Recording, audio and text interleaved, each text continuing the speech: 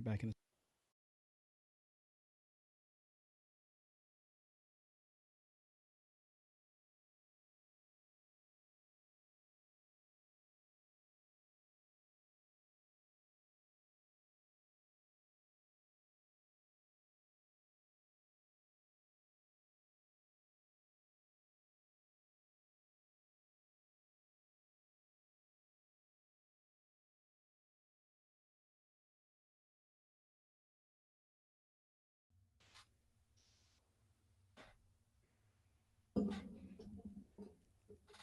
Everybody, happy Tuesday. Welcome back to the NautZone from Sportsnaut, where we talk about NFL football. We kind of talk about it in any way we want to. And doing that with me, I'm Scott Gulbransen from Sportsnaut.com, is my partner in all of this. That is Ryan Dyrud from the LA Football Network, who's part of our family.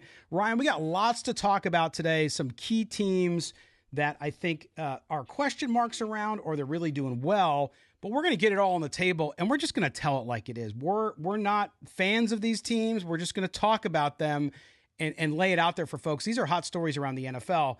I always love getting together with you to talk about it because there's just so much going on. Mm-hmm. Yes, absolutely, Scott. Thanks. Always good to be with you and good to see that face. And I'm liking the hat, the LV hat, that little rendition to Vegas, or that is actually a UNLV baseball hat. So I am a UNLV alum. And the Rebels baseball team wore this. I would take it off if my hair didn't have hat head already. But yes, it is a UNLV baseball hat. So it's been weird with UNLV because a lot of iterations of the baseball team would go between having all four letters on their caps, or having the N for Nevada, since it is a Nevada university, and then they went to an LV because it's two letters and everybody knows what it means for the most part. So yeah, so that's what they did. They're now back to four letters. And we won't mention any four-letter words on the show, but yes, they're four letters. So we're going to have fun with it. All right, man, listen, here's my question for you. And I really have a blast watching the Miami Dolphins. Like what Mike McDaniel has done with that offense, combining the old Air Coryell offense from the 70s and early 80s, and then the West Coast offense, obviously coming from San Francisco originally. The way he's done it has been remarkable to me, and you see the team speed they have, but we saw them in Germany this weekend against Kansas City, and it brings up the question, my man, are they good? Are they really that good yet? Or are they just good against bad teams? Because they faced the Chiefs, and it didn't go very well. Mm-hmm. Yeah, it's, we see this every year with certain teams, right, Scott, where it's like, all right, how good are they really? Are they just beating up on the bad teams, but are they good against the good teams? Like we could even talk about the San Francisco 49ers this year, who have lost three straight after starting 5-0, but that 5-0 stretch was against some not so great teams. So I think it's always in the middle, right, with everything. We don't want to do that in the show. We're going to take sides and everything like that. But I think in reality, it's kind of in the middle where they are a good football team. They have talent at every position. They have two very good coaches in McDaniel and then obviously Vic Fangio on the defensive side. I don't know if they're at that premier level yet, but what Dolphins fans should be excited about is they have enough to where as long as they get to the dance in January, then anything could happen. And I think they can beat anybody, but I think they're still that team that can also lose to anybody because they just haven't proven it over long stretches of time yet. No, that's well said. And I love Mike McDaniel. I mean, I watch his press conferences, not because I have to. They're entertaining. I mean, and I know that only goes so far, right? You got to win football games, but he has done a good job. And I agree with you. I think they are a very good football team. And the way I put it is they're just not quite there. It's not quite their time. Like you said, they could get on a run and beat anybody, but I see some of these growing pains, and they're just a little bit off in certain areas. And Tua was an MVP candidate. He's no longer an MVP candidate. It's just clear because if you see his performances, I'm not saying he's not a great young quarterback because I think he is, and I think he will get better. I've seen some throws from him this year that are astronomically mind-boggling. How accurate he can be, and he was that way in college too. But I think that if you look at him, I look at them as a long-range contender and as a future powerhouse in the AFC. But I look at the offense, as exciting as it is and as dynamic as it is, it's falling back. In fact, I think their defense has gotten a lot better and is almost eclipsing the offense. Mm-hmm. Yeah, it seems like that. Like trending differently. And it's kind of funny. You look at the team they play, the Kansas City is the same way, right? Like they're more of a defensive juggernaut now than an offensive juggernaut. And we go into this game. I was gonna say this last week on the show, but I didn't. The highest, and I'm glad I didn't. It was gonna be my hot take, and the more I thought about it, I was like, no, I don't think so. The highest scoring international game to date was something to the tune of like 38 to 36 or something like that. Was the highest ever scored international game of anywhere, Germany, Mexico City, London, anywhere. And so the thought, I think, from a lot of fans was probably like, oh, we're going to see potentially a very high scoring game with this Chiefs and Dolphins team. And obviously it was not the case. It was a very low scoring game. And I think because, like you said, the Dolphins are trending more with the defense now. Vic Fangio is getting his footing. You're getting Jalen Ramsey back. Bradley Chubb's kind of come to life on the pass rush. And then offensively, some teams, I don't want to say teams are figuring them out, but they're at least learning how to slow them down a bit. And same thing with the Chiefs. I think they're finally seeing that lack of talent in the receiver room outside of Travis Kelce. I think they're seeing that, okay, with Andy Reid and Pat Mahomes, they just want to kind of dink and dunk in a way. And as long as we don't give up the big play, we can keep everything in front of us and slow them down. And I think that's kind of why this trend is starting to kind of rear its head a little bit.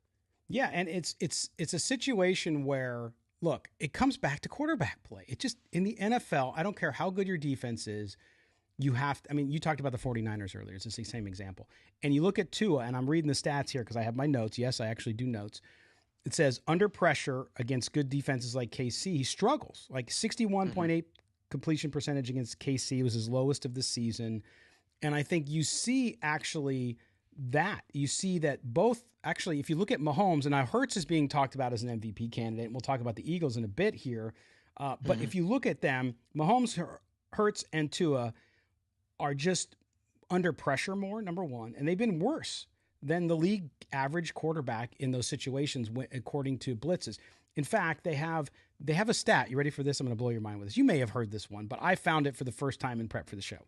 And that was pickable pass percentage. Are you familiar with this? I am, yes. Love it. Yes, pickable. Thank God you were, because I had no clue.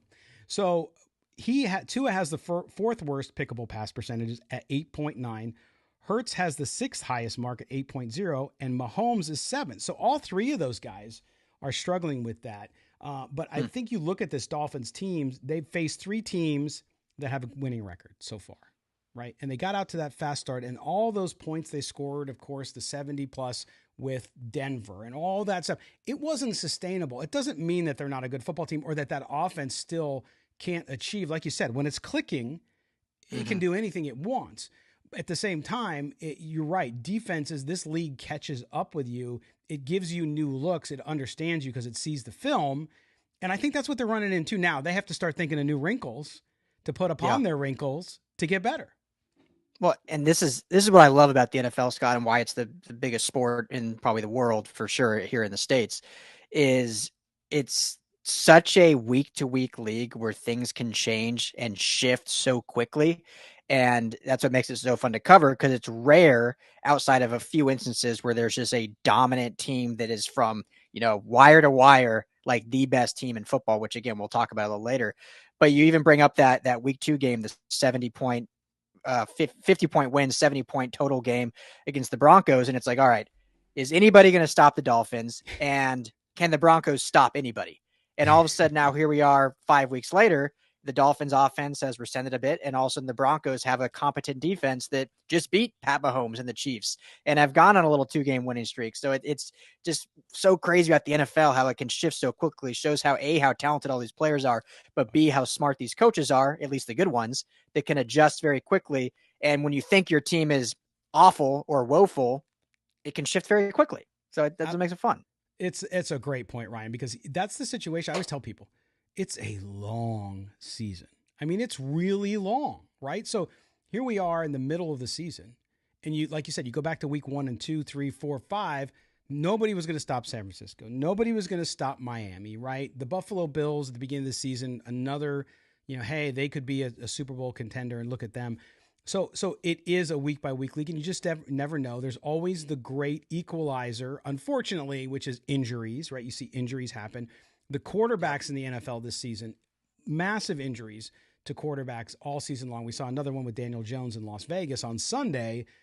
for the Giants. So you're seeing that happen. So seeing these teams kind of move up and down is not unusual. So if you're a Dolphins fan, still be excited, but just understand that you're going to have to up the game a little bit against these teams that are winning. Speaking of teams that are winning and maybe surprising a little bit, imagine you lose your starting quarterback, you lose the best receiver in football. You go out, you have to get another quarterback, and you get a journeyman to come in, and that, of course, is Josh Dobbs and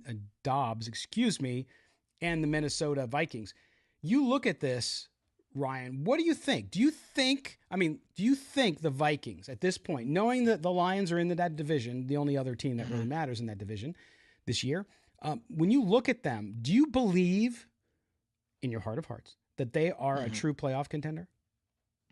Yeah, it's such a great question. And I just went on this long monologue about week to week and not over, but I'm going to give a big picture prediction here. And I think they are, Scott. And here's why. It's not necessarily because, look, the story of Josh Dobbs going there and that game against Atlanta was wonderful. And I love the Minnesota story. I love Kevin O'Connell, obviously coming from the Sean McVay tree out here in LA. But I think the big thing why I think they're contenders, because when you look at the NFC as a whole, that 7 spot is just wide open. I mean, you have your 4 division winners, and one of them has to win in the NFC South. And so one of those teams is going to get in at probably 500 or under 500.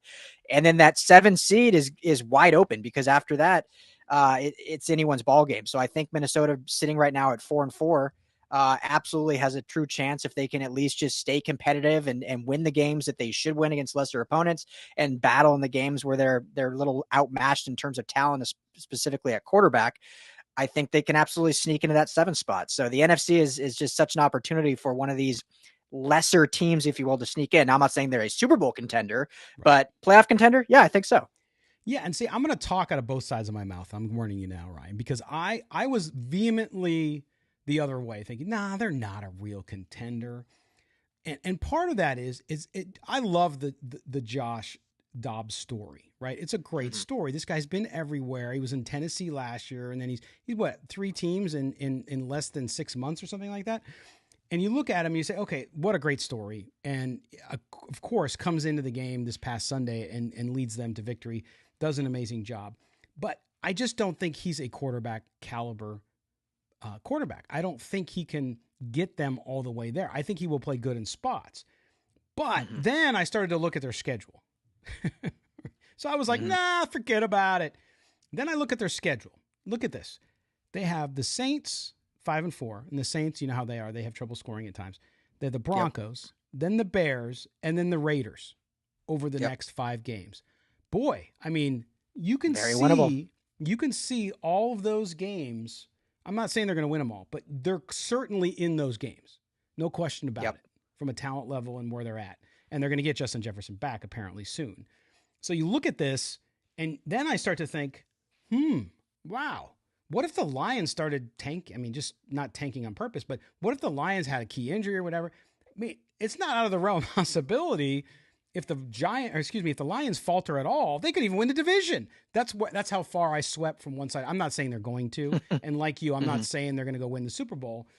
But boy, you got to watch. I mean, over the next 3 or 4 weeks, depending what they do, I think they can put their best foot forward and be right in the middle of that discussion. Yeah, and the other key point is, when you look at this Vikings team from last year to this year, is they're actually playing some pretty competent defense now. And, bringing in Brian Flores as their DC, and obviously there was talks about Danielle Hunter being traded, but all indications are wants to stay there and did not get traded and moved. And they've gotten some great play out of, Cam Bynum, who's a young DB and stuff in that secondary. So I think the fact that they're actually playing a lot better defense, because last year, they were a fun team. They were in a lot of 1-score games that they ended up winning on the positive side of, but defensively they were not sound at all.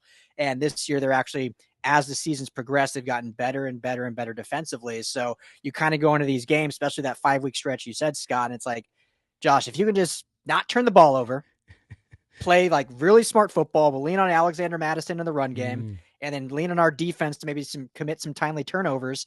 This is a team that obviously knows how to win those 1-score games, proven from last year. So yeah, they could absolutely go on a little run here. Absolutely. And if Cousins was there with that schedule, boy, I'd be emphatically saying they're going to make a run. But we'll see. Maybe he does. Maybe he plays consistently. I mean, look what we saw last year with Geno Smith and the Seahawks. Did anybody ever think Geno Smith would perform that well? He's a good, solid quarterback, but never somebody you would expect to do what he did. So yeah, it'll be interesting to watch them, and we'll keep our eyes here on the NautZone for your Skull Vike guys out there watching the show. We'll keep track of your Vikings. Let's move on to topic number 3, and that is, I'm going to ask you this question. It's a loaded question. Who's better, the Eagles or the Ravens? Right now? Yeah. That's hard. I mean, those are, I would say, probably have to be the teams to beat in each of their conferences. I feel like Scott, and maybe you have a closer national pulse than I do, but I feel like the Ravens are just like flying under the radar still. Like everyone's talking about the Eagles, right? They were in the Super Bowl last year. We got the tush push or the brotherly shove, whatever you want to call it. Nick Sirianni is like one of those fun sideline coaches that is the true Italian, the true Philly man, and everyone loves talking about him and all this stuff with Philly, rightfully so. Jason Kelsey with his podcast. Oh yeah. I think the Ravens, like no one's really talking about. The Ravens just stomped the Seattle Seahawks. What was it? 38-3 was the final, 37-3 or something like that. Yep. And Todd Monken, who's their new offensive coordinator, has done a phenomenal job. We're seeing a side of Lamar Jackson that we haven't quite seen before. We're seeing receivers do things we haven't seen before. Obviously, they're great at the tight end position, and they're even with the injuries, they're still running the football well. Defensively, they might be the best defense in football that is not getting talked about. So for me right now, my money is on the Ravens, probably just because of what they've done, but also the lack of chatter about them. So maybe we'll be the one show that gives them their roses. Absolutely. And I agree with you. I don't think and it's surprising to me because I always felt like, and I'm a Lamar Jackson fan. I've always liked him as a player. I recognize also his areas where he needs to improve, but he seems to have done that this year, and it doesn't seem like anybody's talking about it. So a lot of the people who were detractors of his don't seem to be around very much talking about those situations because he is passing the ball better. He's doing more on offense than he's done before, even though he's been an MVP before. And I do think, right now, he is at this point, and it's a long way to go, he is the MVP currently because you're right. He's brought that team along. They're not only running the ball well, but like you said, they're passing the ball differently than they have. And it's not like they have, and I know OBJ, it's not like they have a star cast of wide receivers. Like they never do, right? But they're getting it done. They've had great performances there. And then from the Eagle perspective, like the Eagles best in the NFC, yeah. But look, good defensive front. It got better with the draft. But they're just terrible against the pass. They're last against the pass in the NFL. Their offense is 6th in passing, 6th in TDs, 10th in interceptions. And so I'm hearing a lot about Jalen Hurts. Now, he had a good game, but I'm hearing a lot about Jalen Hurts in the MVP conversation. And I like the player, but come on. That's like Philly home cooking there because you can't tell me with those stats. And he's struggled and he's injured. He's got a knee injury. And I don't know, and that's another reason that scares me for the Eagle fans out there, is I don't know how far they're going to be able to go. Like, how much is he going to be impacted by this going forward? Those injuries tend to not get better, Ryan, before you get an off season, right? They tend to either get worse and you got to have surgery, or you just deal with it and you perform the best that you can. So I wonder what they're going to do there. And you look at the NFC, 49ers, who knows? I did a story up on Sportsnaut about Brock Purdy today, and I don't know. Like, I had question marks about him going into the season, and I think with the Eagles, it's that defense, man. They need to get better. If they could shore up their pass defense, I would have a much different feeling about them. And they just need to be more efficient and not turn the ball over on offense. Yeah, and it's surprising. Like, obviously, losing Jonathan Gannon as your defensive coordinator is a big loss. They lost both coordinators, so it's impressive that even still they've only a one-loss team after losing both coordinators. But I think it's showing a little bit in the inefficiencies in the secondary because they didn't really lose in terms of personnel-wise. They didn't lose a lot. They, like you said, they gained, if anything, and especially with the draft they had. So it is surprising how porous they've been against the pass, and it seems like. I'm trying to think through their schedule right now off the top of my head, but most of their games too, it's not like they've been blowing teams out. Like the Ravens have had some close games. They've had, they had the bad loss against the Colts. They had the loss against the Steelers, a division rival, but then they absolutely, as I mentioned, blew out the Seahawks. They have another big win where they blew out a team earlier in the year. And the Eagles, for the most part, are winning some good games, but they're all very, even against a bad Rams team, was a very close game at the end there and stuff like that. So not taking anything away from them. I think they're still the team right now to beat in the NFC, but they're not a team that like scares me if I'm going up against them yet. They haven't reached that point where I'm like, okay, chalk that up as an L. I think they're still very beatable. No, I do too, and I think that the Eagles need like a run. They need a run where they get some convincing wins and really get the opportunity to kind of unleash that offense. But again, if a team's going to pass against you, and if they have to face a team in the playoffs with a good passing game, it's going to be tough for them. I really do. And then the Ravens kind of in the driver's seat right now. They barely beat the Bengals at the beginning of the season, and the Bengals were banged up. The Bengals now are playing really, really well. They play next Thursday night, those two teams. That's going to be a hell of a game on Thursday Night Football. Yes. So I think the NFC, there's so many question marks right now. Yes, I do think the Eagles are the best team on that side right now, but we'll see what the 49ers do. Do they bounce back this weekend after the 3 losses in a row, and do they look good doing it? Does Brock Purdy look like he's got his confidence and he's running the offense, and that the playbook, they either simplified it or he's able to run it more efficiently, more like he did last year? We'll have to see there, but it'll be fun to watch. I mean, the NFC is definitely the junior division this year, right? I mean, it's just not as stocked. And there's always cycles like that in the NFL, NFC, AFC, back and forth. But we'll have to see what happens there. Philadelphia with the Eagles. All right, our last topic today is one close to you in proximity, and that, of course, is in Los Angeles with the Rams. Sean McVay, is he on a hot seat? I mean, is the seat even warm? Look, that organization loves him, Ryan. Kroenke loves him. How could he be on a hot seat if he is? Yeah, I'd love to get your take and your opinion. Let me ask you first, if you don't mind. Yeah. Like, what do you? Because sure. I kind of, I'm not saying I know, but like I feel pretty confident. So I'd rather hear your thoughts. Do you think he should be on the hot seat or whatnot? I don't think so. And my not being close to covering the Rams as you are, but I will say this: they got rid of a lot of veterans, right? So they're cycling that roster. So I didn't expect much from them this year. I didn't think that, and they started off pretty well, right? It was 3-3. Weren't they 3? Yeah. No. Yeah, 3-3. So now they're 3-6. They've lost 3 in a row. So 3-3, and I was like, wow, the Rams, I thought they were going to be terrible. And then you have Puka Nacua, and you have all this stuff going on. And of course, Cooper Kupp was gone at the beginning of the year. So you're like, wow, it's going to be rough there. And so I thought they exceeded expectations early. Now, I understand as things go south, people have negative feelings. But with Sean McVay there and the trust he seems to have with the organization, I don't see why he would be in trouble, because what were the expectations, I guess? I didn't think that the expectations for the Rams were to compete for the NFC West. Yep, you just said it. So yeah, he's not on the hot seat. I'll say that much. Definitely not within the organization. Fans always have a different opinion and will say things, and when you see your team lose. But I think even with fans, Scott, and you said it perfectly there with the expectation is, I think everyone going into the year had very low expectations based on what the offseason was. And it was, some of us, myself included, thought, this team, because of the landscape of the NFC, because of the quarterback play in the NFC, and as long as Stafford's healthy, this team can sneak into a 7 seed with 8 or 9 wins, because I think maybe an 8-9 win, or an 8 and what are we at? 8-9. I'm trying to match the new weeks now. An 8-9 team in the NFC can potentially make the playoffs in that 7 seed. So that was like my expectation. A lot of people thought it was even lower than that going into the year. Well, then, like you said, all of a sudden you come out, you beat the Seattle Seahawks in Seattle. You contend with the San Francisco 49ers for the first time in forever at home. And then you take the Bengals to the brink. You take the Eagles to the brink. You win an overtime game in Indy. Like there was a lot of stuff happening where all of a sudden it's like, okay, no, maybe we can like make a run at this thing. And then you drop these 3 straight. Some injuries start mounting up. There's been some questionable play calling from McVay overall. And then everyone just kind of starts freaking out and losing their minds. But in reality, he's not going anywhere. This was a remodel year. Everyone knew that the plan was for 24. If you could make some noise this year, great.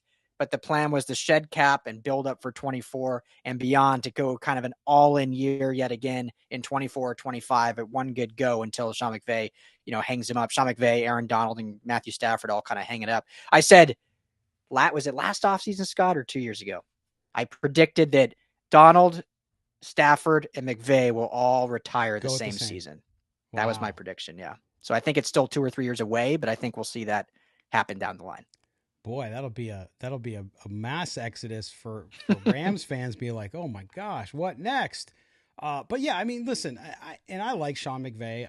I always have. And the last loss, I mean, I know Brett Ripken started at quarterback because Stafford was injured, and he kind of blamed the weather. I saw some of the writers get on him a little bit for that, but he took responsibility for the loss to the Packers, right? He stepped up there, and after covering the Raiders, where Josh McDaniels would never take any responsibility, to see a coach get up there and say, "Hey, yeah, it's on me," like, just obviously didn't prepare well enough, didn't do what I need to do to get this team ready to beat this Packers team. So I like that, and I think that's somebody who obviously is understanding where they're at, and when they make a mistake, they come out and they say it, and the team sees that, right? So the players on the team see that. So if you're struggling, you got a lot of young kids on the roster, they see that, and they know that their coach isn't going to just hang them out to dry. So I credit him for that, and I think it's good. And yeah, I mean, why would look what he's done there and what they've been able to do with the Rams is pretty remarkable. So I think he should be safe, and I'm glad to hear that you agree with that as well. So good one though. So let me hear from your Rams fans if you disagree. I'm sure there's some of you that do, and Ryan, you hear about it all the time, right?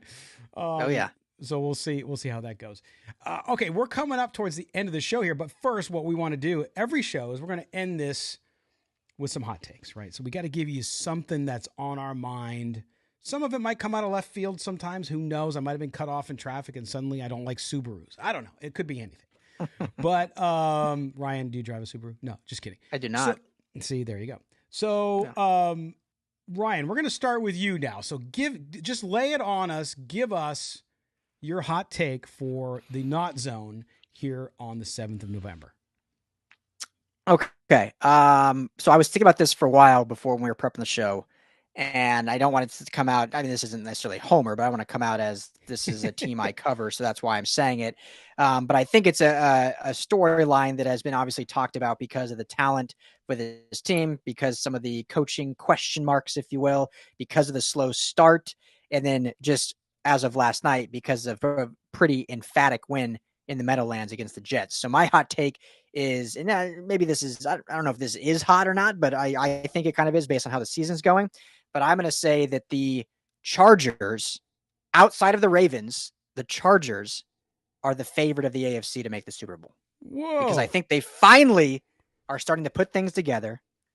We're finally seeing the defense play a lot better. Granted, it's been against two pretty bad offenses, so let's see how they play against a better offense. They get the Lions this week, but they made bad offenses look really bad in the Bears and the Jets. We've seen the offense take strides. Obviously, they struggled last night against a very good Jets defense, but they've got talent and they didn't turn the ball over and they played efficiently. And then the special teams, which has been one of the biggest bugaboos for this Chargers franchise, is one of the best in the NFL. When you look at Cameron Dicker, one of the best kickers, most reliable kickers, hit another 55-yarder last night. And you look at Darius Davis with a 70-plus yard punt return. They finally have some weaponry in the return game. So I think they're finally playing some complementary football and putting it together, sitting now back at 500 at 4-4. Hot take, Chargers are the second favorite in the AFC for the Super Bowl. Wow. And he says that after Justin Herbert passes for 136 yards. And you win. That's the other point, Scott, is for so many years. I mean, this is only his fourth season, but the story has been unless Herbert plays like Superman, the Chargers don't win. So when they can finally get a win where he doesn't play good, that's going to bode well because you know he's going to play better more than he's not. So yes, well, keep it rolling, Bolt fam. There you go. See, there you go. So there's your hot take. Chargers are second up as a team to go to the Super Bowl behind the Ravens. Wow. And they play the Ravens in 3 weeks. So that'll be a fun one. And I don't know that I can't top that hot take because that's a pretty hot take. I think it is. It's pretty scorching. Maybe not for Los Angeles, but for the rest of the country, I think it is. Mine's a little more player specific, and you might be like, what? But I'm going to say this. I really liked where the Seattle Seahawks were going. And I think that they made the most terrible mistake ever by signing Geno Smith after last year to the contract. If you see the way Geno, and I'm not saying the Seahawks were going to win the division, but I thought that they could be a wild card team. I really did. They have some holes, but if you look at Geno Smith, 4 interceptions in the last 3 games, he does not look like the same player he was last year. He seems to have reverted back to journeyman quarterback, and it's killing him. They have 33 points over 3 games, the Seahawks. You talked about them getting just wiped out against the Ravens this past Sunday. That's 11 points per game. I cover the Raiders. Believe me, I saw bad offense this year. That's as bad as it gets. And the problem is, Ryan, they don't have anything else. Because they signed him, they didn't try to do anything in the draft. They have Drew Lock, and he's not a better option than Geno Smith. So I'm not in any way saying they should switch. Mm-hmm. But holy hell, I mean, Geno Smith is not going. So I think they're going to hurt themselves because now they're going to be hamstrung to go get a young quarterback in that division. And depending what happens in the division, we just talked about the Rams. They might have a couple years here where they're trying to figure it out. And then you have the 49ers who, if Brock Purdy can't put it together, they're in serious, you know what? Mm-hmm. And then you got the Cardinals who are a complete rebuild, right? So the Seahawks could be in a very good position if they had the quarterback, in my view, to maybe jump right in if things don't work out. Now, I know there's a lot of ifs there, but I just think it was one. Even when they signed him, even coming off that great year, it was all nice and everything, but I didn't understand it. With all the draft capital they had, why would you go? It's not like he took you to the Super Bowl. It was not Kurt Warner's story, okay? Yep. And to me, I don't understand why they did it. And I just think it's a terrible look for the Seahawks, and they're going to regret it because they might miss a window now to get a quarterback, and we might see them struggle to find a capable quarterback to lead what could be a fringe playoff team and maybe even better.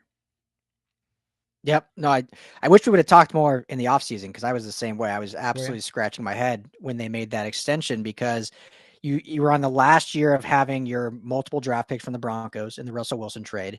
And so you had all this ammo to go up and potentially get one of these premier QBs or even take a shot in that mid round at a Will Levis that we've only seen 2 games from him, but looks like he's capable of becoming a decent quarterback. And instead you tie your horse to a guy that played okay for 13 games in reality. And, and I love the Geno Smith story. I have nothing against him, but the NFL, Scott, it's funny to me because I think a lot, I never want to pretend like I'm smarter than these GM and coaches, but there are moments where it's like, if you see something for 9+ years, it doesn't just change all of a sudden become a magical unicorn after 13 games. That may have been a nice run, but it's probably going to revert back to the norm of what it was for 9+ years.